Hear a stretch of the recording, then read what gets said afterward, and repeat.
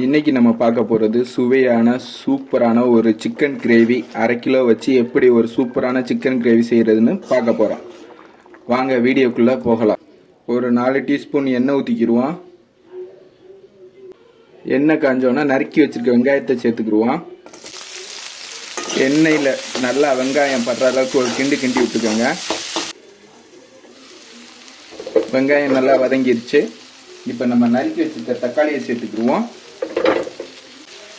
இந்த தக்காளி நம்ம வீட்டிலே காய்ச்ச தக்காளி, நாட்டு தக்காளி.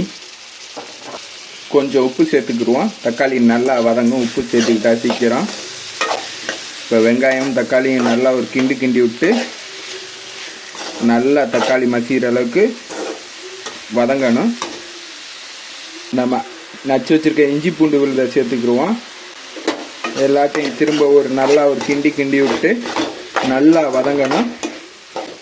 மூடி வச்சுருவோம். தக்காளி நல்லா மசிஞ்சு வெந்துருச்சு. கழுவி வச்சுருக்க 1/2 கிலோ சிக்கனை சேர்த்துக்கிடுவோம்.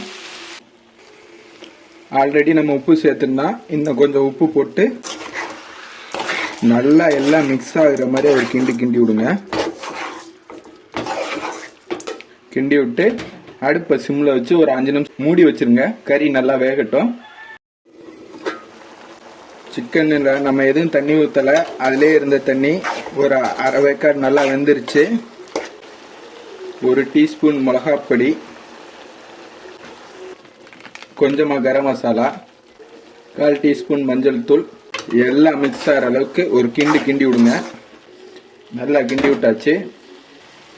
இப்போ கொஞ்சமாக தண்ணி சேர்த்துக்கிறோம். என்னடா தண்ணி வித்தியாசமாக தெரியுன்னு பார்க்காதீங்க, இது எங்கள் ஊர்னி தண்ணி. எல்லாம் மிக்ஸ் ஆகிற அளவுக்கு நல்லா ஒரு கிண்டி விடுங்க. இப்போ அடுப்பை சிம்மில் வச்சு ஒரு 5 நிமிஷம் மூடி வச்சுருங்க. கடைசியாக நம்ம தேங்காய் பால் சேர்த்துக்கிடுவோம்.